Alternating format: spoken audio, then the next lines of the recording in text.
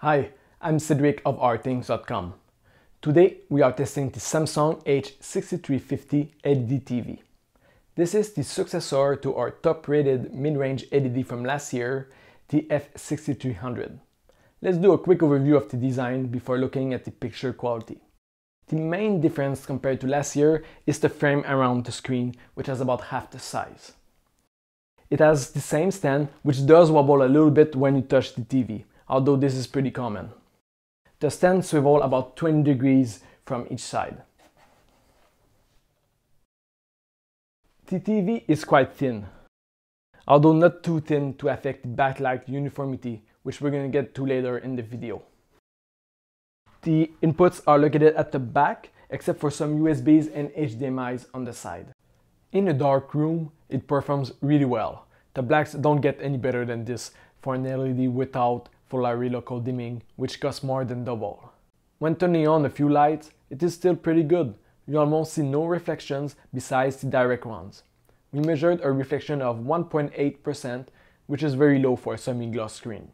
The TV can get very bright, with a maximum brightness of 329 candela per square meter. This is currently the highest we have ever recorded, almost 4 times more than plasma TVs. This means even with a room full of windows, you'll have no problem seeing the picture.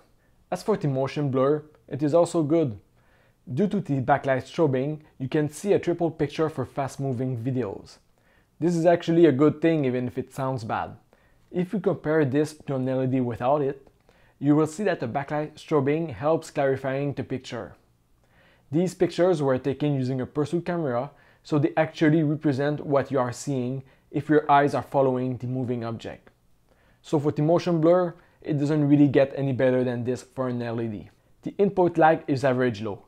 You won't notice it in video games. To get this number, you really need to set the input type to PC. Otherwise, you're going to get a really high input lag. We get asked a lot how to do this on a Samsung TV, so let me show you real quick. First, select your input, press your Tools button on your remote, edit name, and then PC. This should bring down the input lag by half.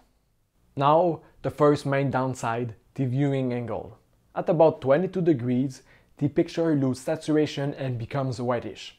Of course, you can still see the picture at an angle more than that, but it doesn't have the same colors.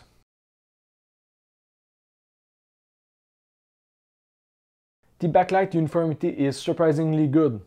This was one of Samsung TV's common problems in the past because they tried to have the thinnest TVs. On ours, there was no backlight bleeding whatsoever. This of course depends on your actual unit though. Unfortunately, when you have a gray screen, you can see some darker spots. This is pretty common to all TVs and can't really be seen on normal video. The H6350 also has a smart TV interface with apps. It has been simplified quite a bit since last year.